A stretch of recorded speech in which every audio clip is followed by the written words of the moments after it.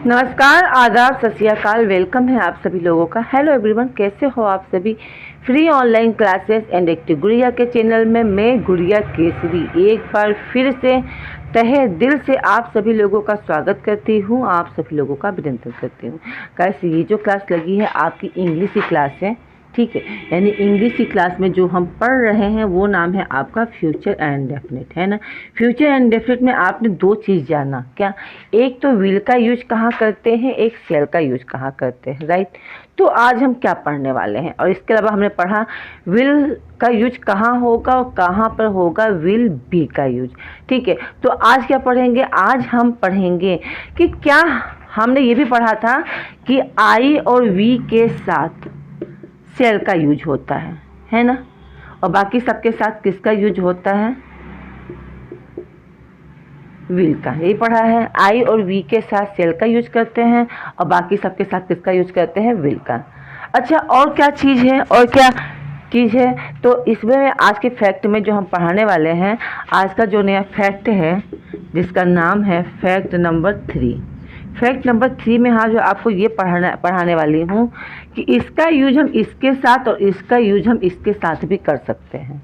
यानी शेल का यूज हम अदर्स के साथ और आई वी का यूज हम विल के साथ भी कर सकते हैं। तो क्या डिमांड है, ऐसे क्या रूल्स हैं, ठीक है, कि जिसकी वजह से हम ये कर सकते हैं, ऐसे हम कैसे पहचानेंगे, तो उसी मैटर में हम बात करने वाले हैं आज फैक्ट नंबर 3 में, ठीक है। तो ध्यान से देखना, ठीक। जैसे रूल्स नंबर 4 यानी फैक्ट नंबर 4 आपसे क्या कहता है। रूल्स नंबर 4 आपको कहता है कि अगर आपके सेंटेंस में क्या हो, अगर आपके सेंटेंस में, अगर आपका जो सेंटेंस है, अगर उसमें सेंटेंस में पढ़ने पे क्या समझ में आ रहा है कि उसमें आपकी थ्रेट माने क्या होता है, धमकी। क्या होता है, थ्रेट माने होता है धमकी। मैं यहाँ लिख दे रही हूँ, जब आपके सेंटेंस में कोई किसी को क्या दे रहा हो, धमकी दे रहा हो, क्या दे रहा हो, धमकी दे रहा हो, और आपका वार्निंग दे रहा हो। वार्निंग मतलब क्या होता है, चेतावनी। कोई आपको क्या दे रहा हो, चेतावनी दे रहा हो कि तुम्हें मैं ऐसा कर दूंगा, ठीक है। तो क्या कर रहा है, चेतावनी दे रहा हो, और इसके बाद क्या कर रहा हो, डिटरमिनर हो, ठीक है। डिटरमिनर से मतलब कि पक्का वादा, मैं एक काम करूंगा ही करूंगा, ठीक है। क्या क्या है,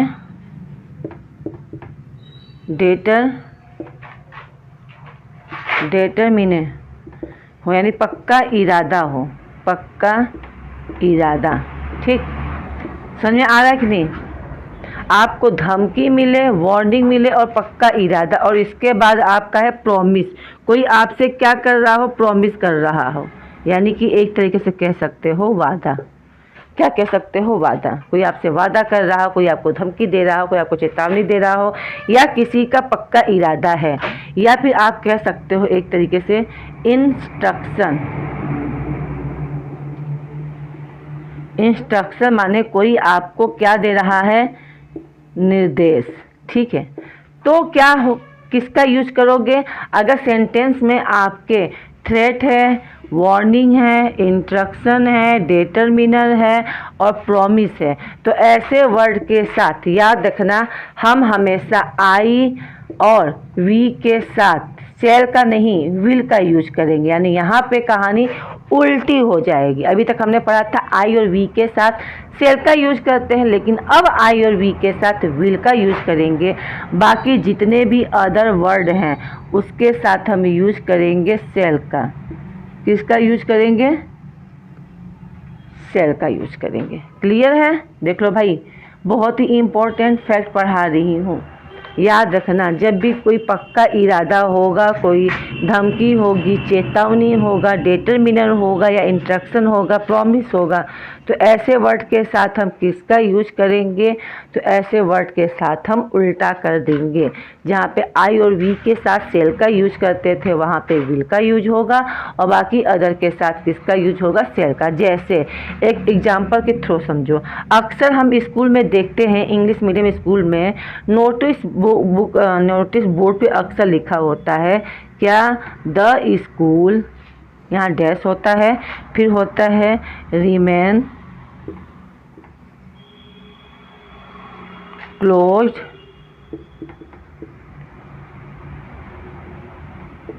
टुमारो। ये क्या है?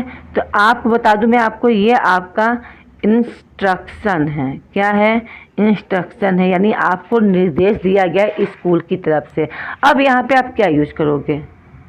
आपकी नज़र में क्या होना चाहिए, विल या सेल? तो ध्यान से पढ़ना पड़ेगा, ठीक है। ये इंस्ट्रक्शन मैंने आपको समझने के लिए लिखा है, वहाँ पे पेपर में कभी लिख के नहीं आएगा, ठीक है। अब लिखा है the school dash rename close tomorrow, कल को स्कूल बंद रहेगा। ये क्या है? ये आपको निर्देश दिया गया है कि कल को स्कूल बंद रहेगा, बिल्कुल पक्का है, ठीक है। स्कूल बंद रहेगा, ठीक है। तो ये क्या है? आपका निर्देश है, और निर्देश में क्या करेंगे, जब हम मालूम चल गया कि सेंटेंस निर्देश वाले हैं, निर्देश दिया गया है, तो आई और वी के साथ विल का यूज करेंगे, बाकी अदर के साथ सेल का। तो यहाँ द स्कूल है, ये आपका सिंगुलर है, और पता है सिंगुलर के साथ हमेशा विल का यूज करते हैं, लेकिन यहाँ पे क्या हो जाएगा, उल्टा, यानी काट देंगे हम विल को और यूज करेंगे किसका, सेल का। आया समझ में? नहीं आया?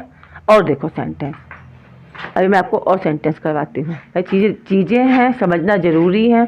मैं इसे हटा दे रही हूँ, आप लोग ये सब चीज़ें उतार लेना ज़रूर से। एक कॉपी बना लो, ज़्यादा लंबा क्लास नहीं लेती हूँ, 15 मिनट तक का ही मेरे क्लास होता है, पर बहुत सारी जो फैक्ट पढ़ा रही हूँ, पूरी ज़िंदगी काम देने वाला फैक्ट है, याद रखना, पूरी ज़िंदगी काम देने वाला आपको फैक्ट है ये।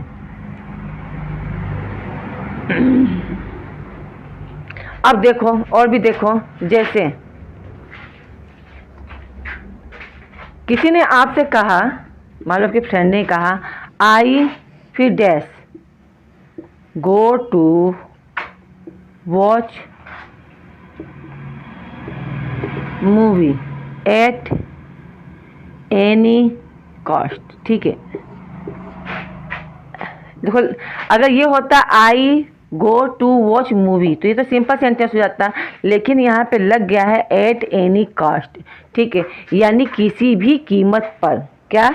एट एनी कॉस्ट का मतलब होता है किसी भी कीमत पर, चाहे कुछ भी हो जाए। मैं कल पिक्चर देखने जाऊँगा, ठीक है, या मैं पिक्चर देखने जाऊँगा, ठीक है। तो ये क्या है आपका? ये आपका डिटरमिनर है, डिटरमिनर है, यानी डिटरमिनेशन है, यानी आपका पक्का इरादा है। आपने सोच चाहे कुछ भी हो जाए, भाई मैं कल ये काम करके ही रहूँगा। अब ऐसे चीज़ में आप किसका यूज करोगे, विल का या फिर सेल का, ठीक।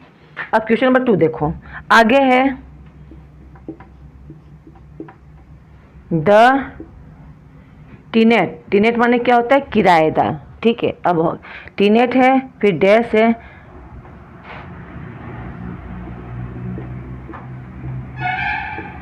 Deposit his ID to the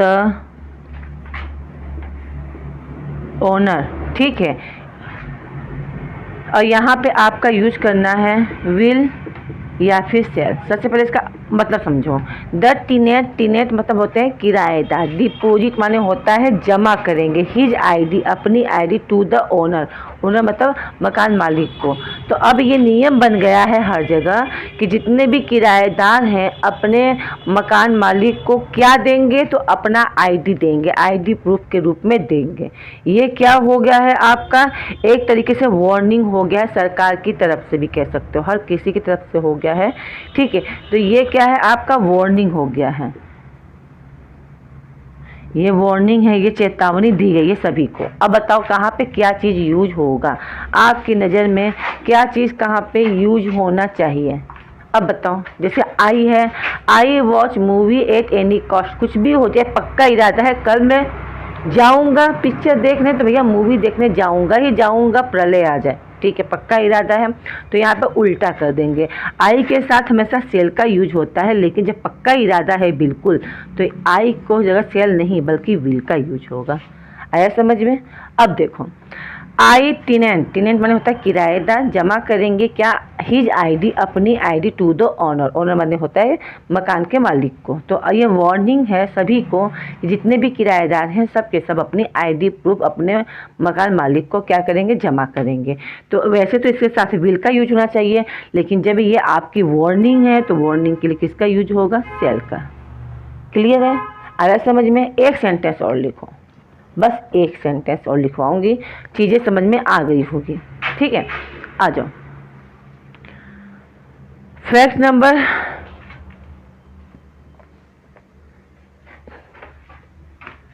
चलो आ जाओ। एक क्वेश्चन और देखो, ज़्यादा नहीं पढ़ाऊंगी, ठीक है, पर हाँ मेरा पूरा मकसद जो है वो है आपको आना चाहिए। आपने पढ़ रखा है ताती ते होगा होगी के बाद आता है तो क्या होगा, आपका फ्यूचर इंडेफिनिट है, वो स्पोकन में चलता है, मगर इंग्लिश ग्रामर में नहीं चलेगा। इंग्लिश ग्रामर में फैक्ट बाई फैक्ट पढ़ना पड़ता है। आप कैसे पढ़े हो मुझे नहीं पता, लेकिन ये फैक्ट आपको ज़रूर समझ में आएगा। जैसे दिया है आई, यहाँ डैश दिया है, किल हिम,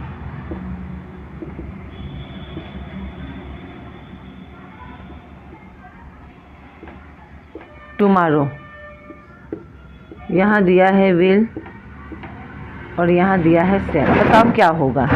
आई किल हिम, आई किल हिम, मैं तुम्हें जान से मार दूंगा, ये क्या है, तो ये आपका थ्रेट है। थ्रेट माने क्या होता है, धमकी देना। मैं कल तुम्हें मार दूंगा, कोई गुस्से से किसी को क्या दे रहा है यहाँ पे, तो थ्रेट की बात है, यानी कुल मिला के यहाँ पे धमकी दी जा रही है। क्या दी जा रही है, धमकी दी जा रही है। ठीक है, अगर बात है धमकी की तो भैया हम क्या करेंगे, हमें पता है वैसे तो यूज होता है आई के साथ सेल, लेकिन यहाँ पे क्या हो जाएगा, यहाँ पे कहानी चेंज हो जाएगा और यहाँ पे यूज होगा आई के साथ will. I will kill him tomorrow, मैं कल तुम्हें जान से मार दूंगा, है ना। तो ये रहा आपका नया फैक्ट, आपने पढ़ा है अच्छी बात है, पर ये भी चीज़ें पढ़ो, ठीक है। ज़रूरी नहीं है ताती ते के बाद होगा होगी आए तो आपका फ्यूचर इंडेफिनिट है। ये स्पोकन में तो सही है, स्पोकन तक ही से सीमित रखना, ठीक है, लेकिन इंग्लिश ग्रामर में फ्यूचर इंडेफिनिट में, ठीक है, याद रखना इसमें ताती ते होगा होगी नहीं आएगा, इसमें चलेगा फैक्ट बाय फैक्ट। इसकी आईडी क्या होती है, कहाँ पे विल बी का यूज करते हैं, कहाँ पे सेल बी का यूज करते हैं, कहाँ पे केवल विल का यूज करेंगे, कहाँ पे सेल का यूज करेंगे, कहाँ पर ये चेंज हो जाएगा, ठीक है। तो कुल मिलाकर माइंड का यूज करना है और फैक्ट को समझना है, ठीक है।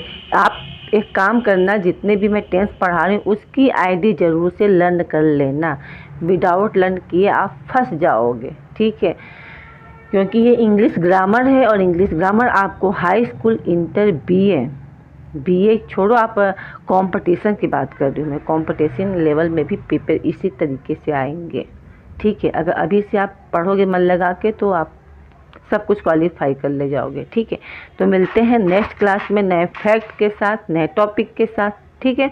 तब तक के लिए क्लास के लिए ओके, बाय बाय। हाँ भाई, क्लास को लाइक करना, शेयर करना, मेरे चैनल पर पहली बार हो तो सब्सक्राइब करना बिल्कुल मत भूलना, और थोड़ा सा चैनल को सब्सक्राइब करवाओ, अपने दोस्तों को, फ्रेंडों को, लोगों को बताओ कि कोई आपको पैसे में नहीं फ्री में ही पढ़ा रहा है, बहुत कुछ नॉलेज देगा अगर आप मुझसे जुड़ोगे तो, ठीक है। तो मिलते हैं नेक्स्ट क्लास में, okay, bye bye, see you, take care to all of you, bye bye guys.